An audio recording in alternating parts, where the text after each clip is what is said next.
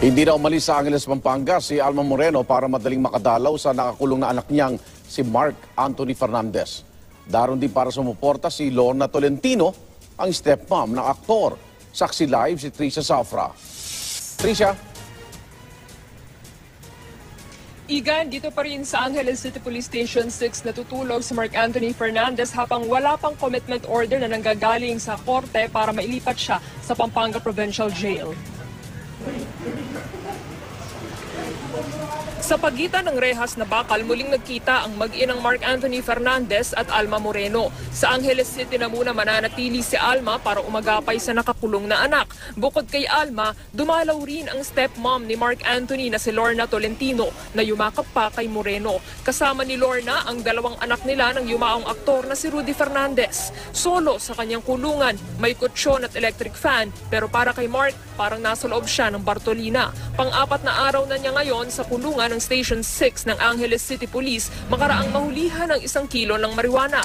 Kung pagbibigyan ng korte ang kanilang hiling, mas gusto niya raw mailipat na agad sa Pampanga Provincial Jail sa San Fernando. Doon, pwede raw siyang makapaglakad-lakad at makapaglaro ng paborito niyang basketball. Ayon sa mga pulis, maagang natulog si Fernandez bago mag-alas 8 ng gabi. Pag-alis din ng kanyang mga dalaw, nawala na rin ang mga nakikiusisang tao sa police station.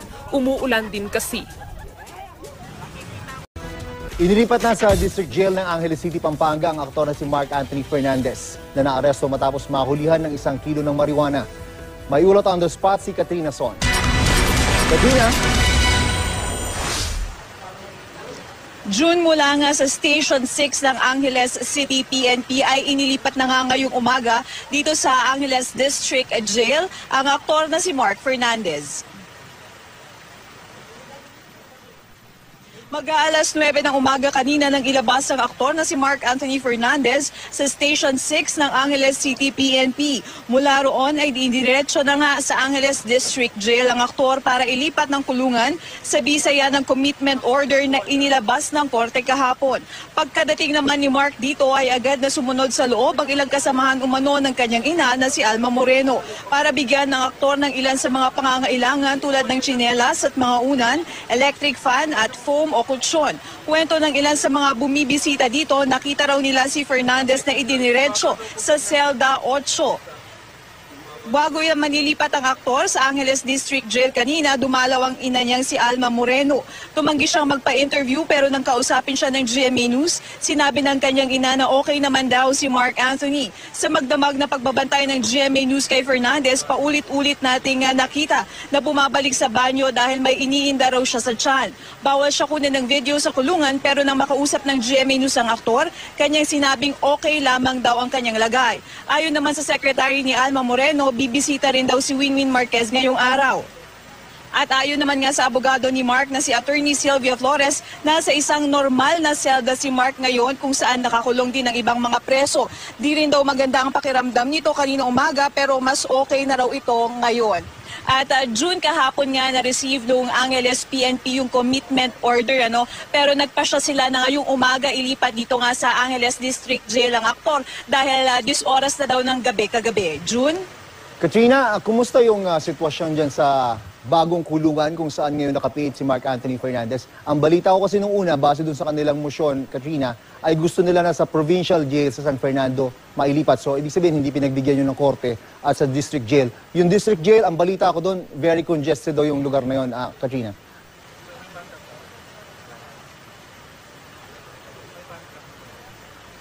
Tama ka dyan, Mark. Tama ka dyan, June, dahil dito nga sa district jail ay medyo congested daw. Actually, isang selda, kwento ng mga bumibisita dito, ay abot daw sa 100 o 150 daw yung mga nakakulong. Pero ayon naman dun sa mga nakakita, doon daw sa selda 8, kung saan daw si Mark Fernandez ngayon, ay medyo maluwag naman daw. 3 raw doon yung mga double deck, kaya maaari daw na yung isa sa mga double deck ay ibigay daw kay Mark. Mas maluwag naman ito, June, compared nga doon sa Station 6. Dahil sa Station 6 hindi siya masyadong makagalaw dahil maliit nga yung selda. Pero dito pwede raw siyang maglakad. Kaya kahit papano medyo mas maayos yung kalagayan niya ngayon dito sa District Jail kaysa doon sa Station 6. June? Yun din kasi yung isa sa mga nirereklamo ni Mark Anthony Fernandez, Katrina. Bagamat nag-iisa siya doon sa Station 6, doon sa selda na yon, hindi daw siya makagalaw, hindi man lang siya magkaroon ng pagkakataon para maski pa paano yung makapagpapawis at makapag-exercise.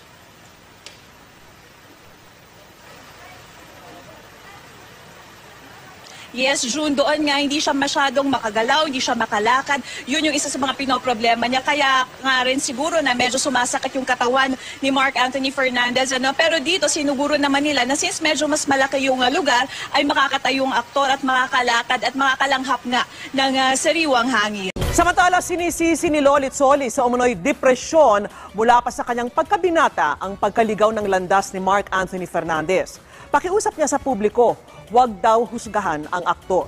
At nakatutok si Nelson Canlas.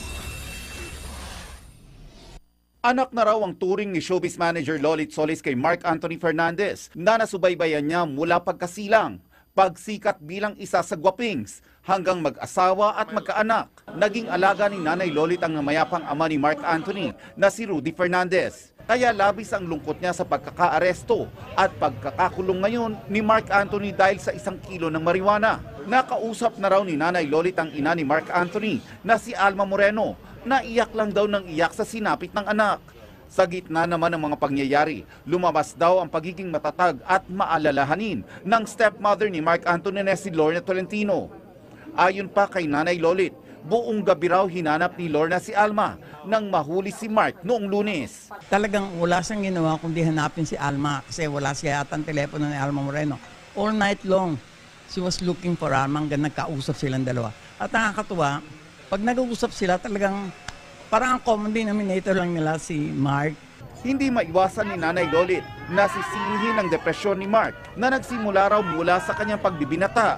Dahil daw sa mga bagay na hindi matanggap ng aktor, tila naging ligaw na ito habang daladala ang labis na kalungkutan.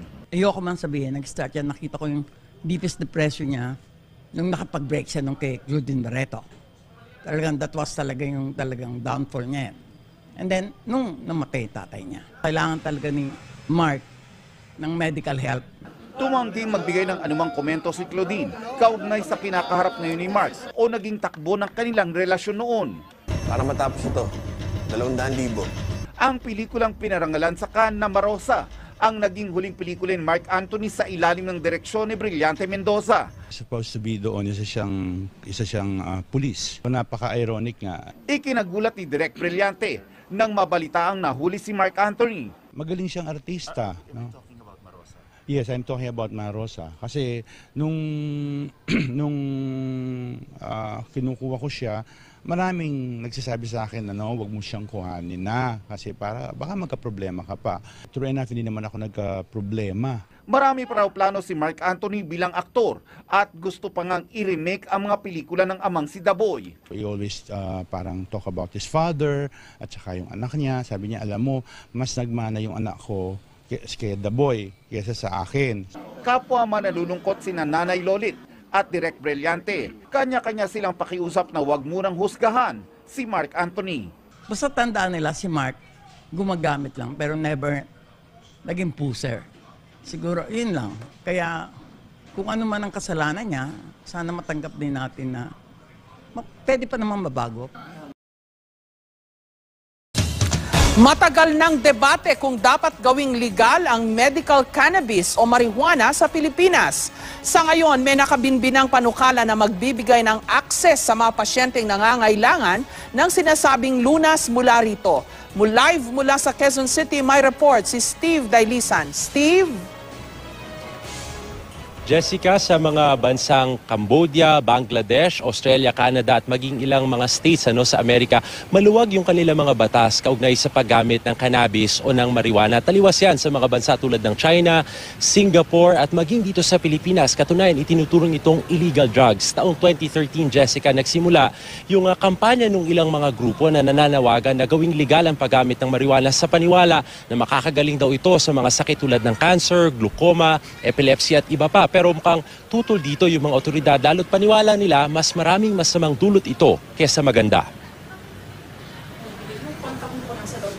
Pagkontra sa cancer, ito ang katwiran ng aktor na si Mark Anthony Fernandez kung bakit siya gumagamit ng marijuana. Anya, nangangamba siyang baka matulad siya sa kanyang amang si Rudy Fernandez na namatay dahil sa pancreatic cancer. Sa bisa ng DOH Administrative Order noong 1992 at Board Directive nitong 2014, maaari raw mag-apply ng permit sa DOH o Department of Health, FDA o Food and Drugs Administration at DDB o Dangerous Drugs Board ang sinumang nagnanais na gumamit ng marijuana bilang gamot. Inaalaw po ng batas yan, pero kailangan may special permit to use it for medical purposes. Dagdag ni Ubial, hindi lingid sa kaalaman niya na may ilang doktor na posibleng nagre-reseta na ng marijuana sa kanilang mga pasyente. Pero sa aming experience, wala pa pong nagre-request sa FDA. Sa Kongreso muling inihain ang House Bill No. 180 o Philippine Compassionate Medical Cannabis Act para mas magkaroon ng akses ang mga pasyenteng nangangailangan nito, regulated at partikular rin ang mga pamantayan sa kung sino ang pwedeng gumagamit ng medical cannabis. Sa ilalim ng panukala, ang mga pasyenteng may cancer, glaucoma, multiple sclerosis, may pinsala sa spinal cord, epilepsy, HIV/AIDS, mga nasa hospice care na, may post-traumatic stress disorder, rheumatoid arthritis at iba pang kondisyon na isasaalang-alang ng DOH ang pwedeng gumamit ng medical cannabis. Tanging mga sertipikadong doktor lang ang pwedeng magreseta sa kanilang pasyente. Ang pagsasabatas nito, matagal nang inaasahan ng mga naniniwala sa bisa ng medical cannabis tulad ng grupong Philippine Cannabis Compassion Society. Si Lincoln Lagandaon may 23 anyos na anak na may global developmental delay at inaatake ng seizures. Madalas siyang atakihin tuwing madaling araw, 3 araw sa isang linggo. Naging inspirasyon daw ng kanyang anak para tumulong sa pag-akda ng House Bill 180. Minsan, binigyan ng doktor ng ganito, tapos after few months, persistent pa rin. So, kalit na naman siya. Upon seeing the video of Charlotte sa YouTube, I was really convinced na ito ang dapat na para sa anak ko. Ganito rin ang sentimiento ni Girlie Cleofas. Hirap na hirap raw siyang makita ang anak na si Julia na mayat-mayang inaatake ng seizures dahil sa sakit na cortical dysplasia at infantile spasms.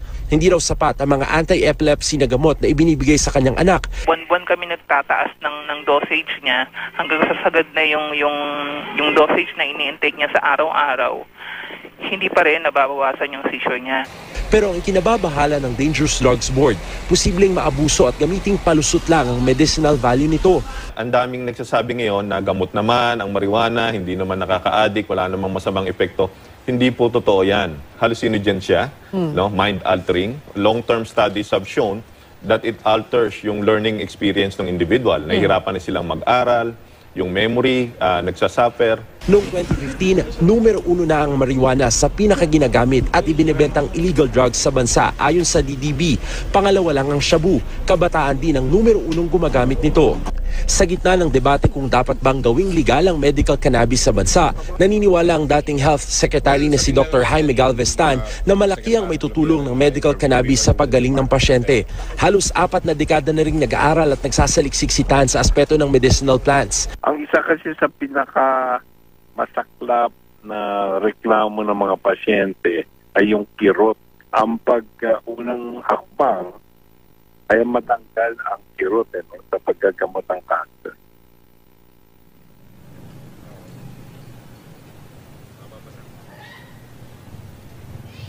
Jessica, yung House Bill 180 ay kasalukuyan pa rin na nasa committee level. Yan yung ifinail ni Isabela Representative Rodolfo Albano. At patuloy yung paglalabi ng PCCS dun sa mga mambabatas na gawing tuloy na itong maging batas. Pero nauna nang sinabi ni Pangulong Rodrigo Duterte na tutol siya dun sa paggamit ng marijuana, liban na lamang kung talagang makakalikha ng isang gamot mula rito. Jessica. Steve, liwanagin lang muna natin. Sa pagkakaintindi ko kasi, iba yung marijuana na ikinaka-addict ng maraming mga kabataan doon sa medical marijuana na tinatawag. Ito yung nakakagamot, lalo na sa mga bata na may seizures. Tama ba yung intindi ko, Steve? Tama ka dyan, Jessica. Kasi yung marijuana ay meron siyang 400 na iba't ibang mga kemikal. Pero isa lamang na component nun, yung nakakagaling. Yun yung CBD na tinatawag nila. At yung CBD na yun, ang sinasabi ng Dangerous Drugs Board, baka pwedeng isynthesize yung chemical na yun para yun lamang yung magagamit. Kasi yung iba, yung may mga psychoactive effect dun sa mga ibang makakahitit or yung mga naninigarilyo nun or ginagamit siya bilang gamot, yun yung dapat nilang ihiwalay kasi yun daw yung sinasabi nila na nakakasama liban doon sa CBD. Kaya nga ang sabi ng Dangerous Drugs Board, kung magiging kagaya nung sa Amerika, nakabuo sila ng isang gamot para sa sakit sa tiyan, yung Maridol na tinatawag. Kung makakalikha raw ng ganung klase ng gamot at makakabuo, ay posibleng matanggap at maalis yung sa listahan ng mga ipinagbabawal na droga. Pero as it is sa ngayon, dahil 400 na iba't ibang chemical yun so illegal drugs daw, mas maraming masama kaysa sa mabuti, Jessica. So you're saying pare-pareho lang ang pinanggagalingan nito. Ang nagkaiba lang, it's the same marijuana plant. Ang pinagkaiba lang, meron lang isang element, yung CBD, na dapat maihiwalay para yon ang gawing gamot. So, hindi ito ibang variety ng marijuana kasi sa Amerika, sa pagkakaintindi ko, in Colorado, for example, di ba? They're growing medical marijuana o medicinal marijuana. Iba ito? Ganun ba yon?